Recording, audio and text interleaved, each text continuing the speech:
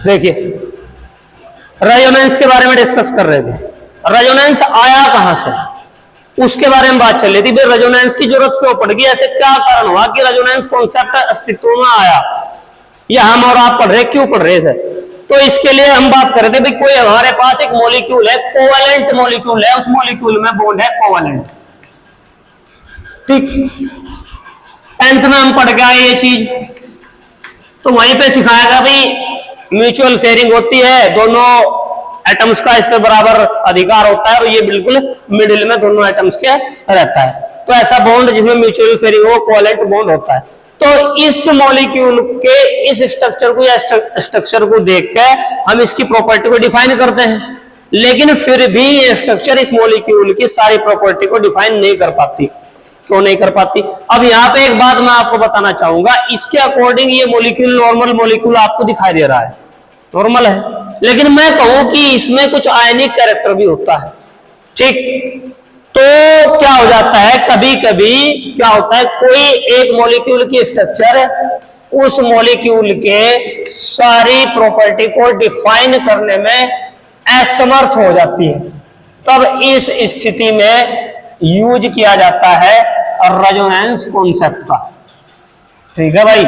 और यहीं से निकल के आता है रेजोनेंस। ये है खास बात, ये रेजोनेंस की बात है। इस स्ट्रक्चर को हम इधर भी ले सकते हैं, इन दोनों को साइड ले लो, या दोनों को इधर ले लो, उस साइड ले लो, उसका फर्क नहीं पड़ता। रेजोनेंस है ये सब एक ही बात है इनकी, ठीक। एक तो ये बात थी। फिर और थोड़ा और गहराई में जाओ, फिर साइंटिस्ट लोगों ने और स्टडी की। उन्होंने स्टडी की किस पे? उन्होंने स्टडी की बेंजीन पे। बेंजीन पे उन्होंने स्टडी की, और जो बेंजीन रिंग है उसमें आपको पता है उसमें डबल बॉन्ड होते हैं अल्टरनेटिव सिस्टम में, ठीक। होते हैं नहीं होते हैं? अब ये डबल बॉन्ड में जो carbon single bond carbon, normal वाला देखो, normal carbon single bond carbon की जो बॉन्ड लेंथ होती है वो 1.54 एंगस्ट्रम होती है, ठीक। और यदि मैं बात करूं कार्बन डबल बॉन्ड कार्बन की जो बॉन्ड लेंथ होती है वो 1.34 एंगस्ट्रम होती है। यदि मैं बात करूं बेंजीन की, तो बेंजीन में कोई सा भी बॉन्ड को आप देख लीजिए, चाहे वो डबल बॉन्ड वाले दो कार्बन के बीच देख लीजिए या दो सिंगल बॉन्ड वाले कार्बन के बीच देख लीजिए, सारी जो बॉन्ड लेंथ मिलेगी वो 1.39 एंगस्ट्रम मिलेगी, जो इन दोनों के मिडिल की बात है, यहाँ की बात है। यानी इसमें जो बॉन्ड लेंथ मिलती है वो 1.39 एंगस्ट्रम की मिलती है। चाहे उसे आप यहाँ देख रहे कार्बन सिंगल बॉन्ड पे, चाहे आप कार्बन डबल बॉन्ड कार्बन पे देख रहे, वो सब जगह, सारे के सारे में, इसमें सब जगह वो 1.39 एंगस्ट्रम ही है। जबकि वास्तविकता ये है कि जो जहां डबल बॉन्ड है वहां पर क्या होनी चाहिए थी 1.34, जहां सिंगल बॉन्ड है वहां क्या होनी चाहिए थी 1.54, लेकिन ऐसा नहीं है। ऐसा क्यों है कि इस बेंजीन में सारी बॉन्ड लेंथ एक जैसी नजर आ रही है?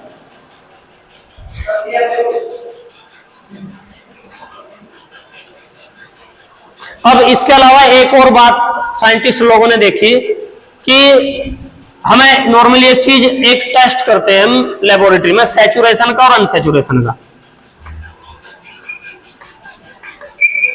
सैचुरेशन, अनसैचुरेशन, इसके लिए यूज किया जाता है ब्रोमीन वाटर। ब्रोमीन वाटर जो होता है रेडिश ब्राउन कलर का होता है, रेडिश ब्राउन।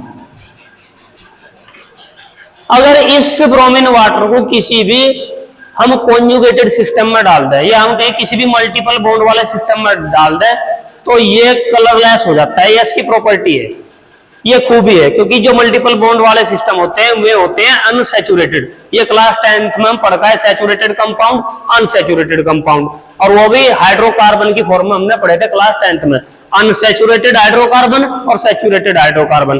और यहां भी इस बात का जिक्र था कि जो अनसैचुरेटेड हाइड्रोकार्बन है, यदि उनमें ब्रोमीन वाटर ऐड कर दिया जाए तो उस ब्रोमीन वाटर का जो कलर है रेडिश ब्राउन, वो कलरलेस हो जाएगा, डिसअपेयर हो जाएगा। ठीक, हमने ये बात आपको बताई, युवराज को बता दी ये बात। युवराज ने दिमाग लगाया, बेंजीन को लेकर आ गया, एक गिलास में ले आया भर के, बाल्टी में ले आया भर के, और बेंजीन ला के मेरे पास रख दी टेबल पे, ये रही बेंजीन।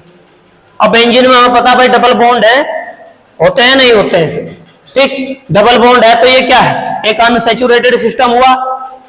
तो फिर ये कह जी, आपने कहा था अनसैचुरेटेड सिस्टम है और उसमें ब्रोमीन वाटर हम ऐड कर रहे हैं, तो क्या होता है, वो कलर जो है रेडिश ब्राउन, वो डिसअपेयर हो जाना चाहिए। तो हमने करा, तब इस पर अब ऐसा नहीं हुआ।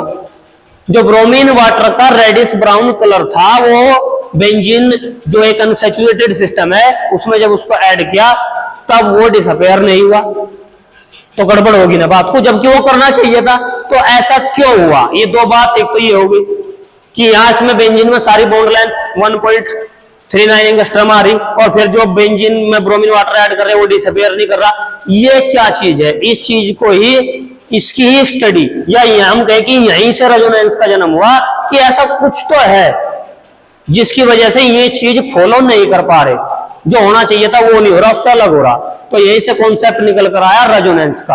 अब मैं रेजोनेंस की बात कर रहा कि रेजोनेंस क्या होता है, कभी कभी किसी मॉलिक्यूल की एक स्ट्रक्चर के थ्रू हम क्या नहीं कर पाते, उसकी सारी प्रॉपर्टीज को डिफाइन नहीं कर पाते, फिर हम दूसरा स्ट्रक्चर बनाते हैं, उसको वो बना लिया चलो हमने, फिर उसके थ्रू भी हम उसकी सारी प्रॉपर्टी डिफाइन नहीं कर पाते, फिर तीसरा बनाते हैं। तो ऐसे जब अलग अलग स्ट्रक्चर बनती है और वे अलग अलग बातों को रिप्रेजेंट करती है किसी मॉलिक्यूल को, तो ऐसे स्ट्रक्चर को रेजोनेटिंग स्ट्रक्चर कहा जाता है। और ध्यान रखें, ये हाइपोथेटिकल होती है, काल्पनिक होती है, वास्तविक नहीं होती। अब जैसे मैं बात कर रहा किसकी, बेंजीन की। अब भाई ये बेंजीन है, बेंजीन के स्ट्रक्चर आप ये जानते हैं, ये चलो बेंजीन के एक स्ट्रक्चर है, अच्छी बात है, ये बेंजीन की स्ट्रक्चर हुई। अब मैं कहूं भाई ये भी बेंजीन की स्ट्रक्चर है और जो काम ये नहीं कर पा रहा उसको ये कर पाएगी, और ये भी बेंजीन की स्ट्रक्चर है, दोनों अलग अलग है ना, ठीक, ये अलग बात बताओगी, ये अलग बात बताओगी। अच्छा, अब ये तो एक साइंटिस्ट था, कैलकुलस की बात हुई, दूसरा साइंटिस्ट ने अपनी अलग बात बताई, उसने इस प्रकार से बना दिया बेंजीन की स्ट्रक्चर को। ये लो, ये डीवार साइंटिस्ट था हमारा, डीवार, उसने ये बना दी और बना दी, ये लो,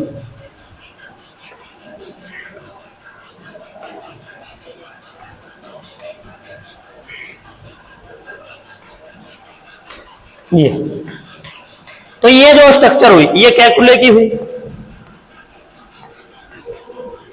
ये कैलकुले स्ट्रक्चर हुई, वो डीवार की स्ट्रक्चर हुई। तो ये सारी की सारी जो स्ट्रक्चर हैं, इन स्ट्रक्चर को हम बोलते हैं कैनोनिकल स्ट्रक्चर, कैनोनिकल या हाइपोथेटिकल, हाइपोथेटिकल। हाइपोथेटिकल का मतलब होता है काल्पनिक, ये काल्पनिक है सारी, बस मान रखा हमने, वास्तव में ऐसी नहीं है, पर मान लिया कर रहे अपना काम, इसी को बोलते हैं हाइपोथेटिकल या कैनोनिकल स्ट्रक्चर। हाँ, जो थोड़ा बहुत मेल खाती है बेंजीन के इसलिए स्ट्रक्चर से, वो इन सब का मिक्सचर है, वो होता है ये,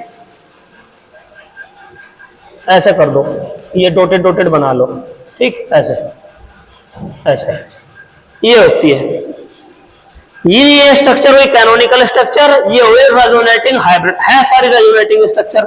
ये होता है real structure, real structure,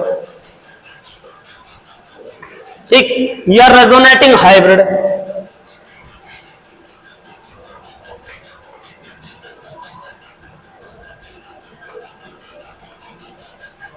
resonating hybrid कह लो। और ये बहुत स्टेबल होता है, स्टेबल। जो हाइब्रिड चीज होती है वो पेरेंटल चीज से या पेरेंटल स्पीसीज से बहुत स्ट्रांग होती है, ये पहले आपको पता है। आपके पिताजी खेत में ले जाते होंगे, भैया इस बार हम हाइब्रिड का गेहूं लेकर आए, बढ़िया है। जो हाइब्रिड चीज होती है वो पेरेंटल स्पीसीज से स्ट्रांग होती है, इससे पता लग रहा। तो ये जो पेरेंटल स्पीसीज से वो बनी कौन, रेजोनेटिंग हाइब्रिड, ठीक। तो इसलिए वो स्टेबल है और अच्छी है। ये उतनी अच्छी नहीं है, वो स्टेबल है क्यों, क्योंकि उसकी जो एनर्जी है वो लो रहती है, इसकी एनर्जी लो है रेजोनेटिंग हाइब्रिड की। और जो हाइपोथेटिकल या ये कैनोनिकल स्ट्रक्चर है, इनकी रेजोनेटिंग एनर्जी हाई रहती है और इसी वजह से ये होती है अनस्टेबल, ठीक। ये अब मैं इसके एक फीचर की बात करूं या मैं बात करूं कि इसके कैरेक्टरिस्टिक्स की बात करता हूं। नंबर फर्स्ट, मॉलिक्यूल क्या होना चाहिए, प्लानर। जो मॉलिक्यूल है जिसमें रेजोनेंस होना चाहिए, यदि वो प्लानर है, जैसे आपका मोबाइल बिल्कुल फ्लैट या कोई तख्ती, तो ये रेजोनेंस होगा, अन्यथा नहीं होने का। दूसरा, कॉन्जुगेटेड सिस्टम,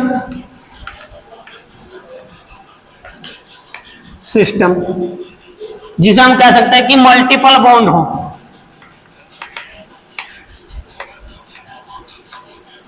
ठीक है भाई, ये हो।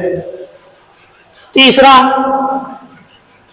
उसमें अनपेयर्ड और पेयर्ड इलेक्ट्रॉन इक्वल हो।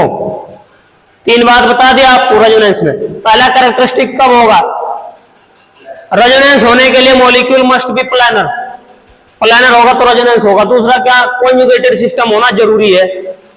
कॉन्जुगेटेड सिस्टम क्या, having multiple bonds, double bonds और ट्रिपल बॉन्ड्स, ये जरूरी हो। यानी या इसके अलावा हम इसे हाइब्रिड की फॉर्म में भी लिख सकते हैं, या तो उसमें sp2 या sp3 हाइब्रिडाइजेशन हो, ठीक। थर्ड आता है उसमें अनपेयर्ड और पेयर्ड इलेक्ट्रॉनों की संख्या, सारी की सारी रेजोनेटिंग स्ट्रक्चर में। मान लिया मैं इसकी बात करूं, इसमें जितने पेयर्ड इलेक्ट्रॉन है इतने इसमें होने चाहिए, इतने इसमें होने चाहिए, इतने इसमें, इतने इसमें, इतने इसमें।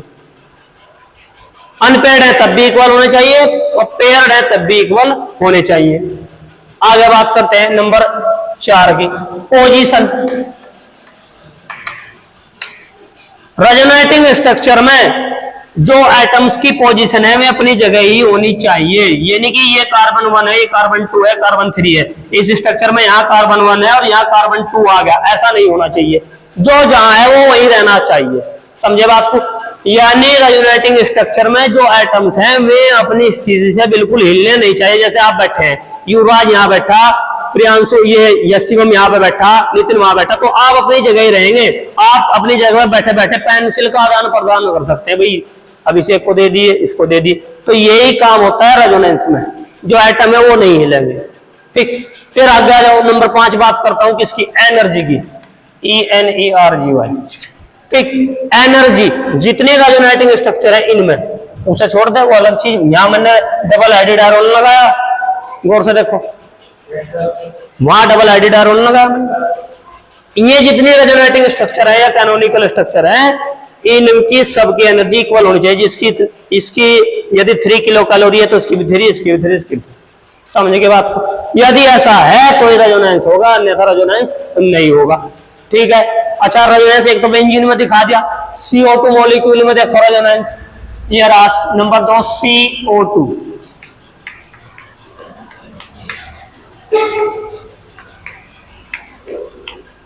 क्या होता है इसमें, जो ऑक्सीजन का लोन पेयर है वो नीचे शिफ्ट हो सकता है, हो गया। जैसे ये शिफ्ट होगा, कार्बन की वैलेंसी 5 हो जाएगी, हो नहीं सकती, तो ये आगे शिफ्ट हो जाएगा। तब आपको इस प्रकार मिलेगा ये CO नेगेटिव। अब ये जरूरी नहीं शिफ्टिंग इसका इस ऑक्सीजन से ही हो, दूसरे ऑक्सीजन से भी शिफ्टिंग हो सकती है, तो उसका भी स्ट्रक्चर बन सकता है। तो उसे हम ऐसे दिखा देंगे, कैसे, डबल हेडेड एरो और ये इधर क्या, O negative, C triple bond O positive. ये रेजोनेटिंग स्ट्रक्चर हुई CO2 मॉलिक्यूल की। अच्छा, यूरिया की देखो, यूरिया देखो, यूरिया होता है NH2। अरे बहुत सारे मॉलिक्यूल है जिसमें डबल बॉन्ड हो, मल्टीपल बॉन्ड हो, वहां रेजोनेंस होगा। ये लो, ये होगा ऐसे शिफ्टिंग, तो आपको मिल जाएगा NH2CO negative double bond NH2 positive. अब ये जरूरी कंडीशन नहीं कि भाई ये इधर से शिफ्टिंग हो, इस साइड भी स्थिति है वही, इस साइड भी वही पोजीशन है, तो उधर से भी हो सकता है। चलो करते हैं। ये किया हमने, तो आप इनमें क्या देख पा रहे हैं? आप इनमें देख पा रहे हैं कि जो एटम्स हैं वो अपनी जगह ही है, अपनी जगह से हिल नहीं पा रहे हैं। समझिए बात को। तो ये होता है रेजोनेंस। फिर इसमें मैंने बताया आइसोवैलेंट रेजोनेंस, हेट्रोवैलेंट रेजोनेंस। आइसोवैलेंट रेजोनेंस क्या? जैसे कार्बोक्सिलेट आयन में आइसोवैलेंट रेजोनेंस, एक टाइप की बात कर रहा मैं। आइसोवैलेंट रेजोनेंस जैसे कार्बोक्सिलेट आयन या बेंजीन, ऐसा रेजोनेंस जिसकी सभी रेजोनेटिंग स्ट्रक्चर में कोवैलेंट बॉन्ड की जो संख्या है, नंबर है, वो इक्वल रहे, वो आइसोवैलेंट रेजोनेंस। हेट्रोवैलेंट रेजोनेंस क्या? जिसमें कोवैलेंट बॉन्ड की जो नंबर्स हैं वे चेंज हो जा, अलग अलग स्ट्रक्चर में अलग अलग, जैसे 1,3 ब्यूटाडाइइन की रेजोनेटिंग स्ट्रक्चर में एक में कितने थे? 11 और एक में कितने थे? 10। ठीक, तो ये एक क्लासिफिकेशन ये हुआ। इसके अलावा दूसरा क्लासिफिकेशन एनसीईआरटी की बुक में आपके दे रखा positive resonance, negative resonance. Positive +R, negative -R। +R resonance क्या?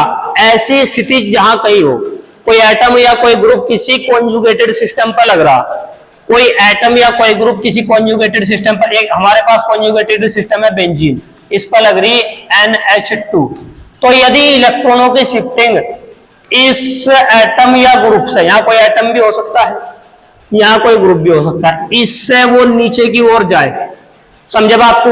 यानी इलेक्ट्रॉन डेंसिटी किसी एटम या ग्रुप से, ये कुछ भी हो सकता है, तो मैंने एक एग्जांपल रखा है यहाँ पे कुछ भी हो सकता है। यदि इलेक्ट्रॉन डेंसिटी इससे नीचे की ओर शिफ्ट होती है तो इस प्रकार का जो रेजोनेंस होगा वो पॉजिटिव रेजोनेंस होगा। यदि इसके ऑपोजिट क्या हो जाए, मान लिया नाइट्रो वाला है कोई, ये यहां बना देता हूं, यदि इसके ऑपोजिट इलेक्ट्रॉन डेंसिटी किसी एटम या ग्रुप पे नीचे से ऊपर की ओर शिफ्ट हो, ऐसे कॉन्जुगेटेड सिस्टम से शिफ्ट हो रही हो किसी भी एटम या ग्रुप पे, कॉन्जुगेटेड सिस्टम से जा रही है किसी एटम या ग्रुप पे, तो यहां पर होता है -R, जिसको हम कहते हैं नेगेटिव रेजोनेंस। और जब कॉन्जुगेटेड सिस्टम में इलेक्ट्रॉन डेंसिटी शिफ्ट हो रही है तो उसको कहा जाता है क्या? +R, यानी पॉजिटिव रेजोनेंस। ठीक है, कहीं घूमते फिरते रहियो, सारी यूट्यूब खंगाल दियो, रेजोनेंस को इतने अच्छे तरीके से अगर कहीं मुझे बता देगा तो मुझे वीडियो दिखा दियो। ठीक है, thank you, bye bye, thanks for cooperation.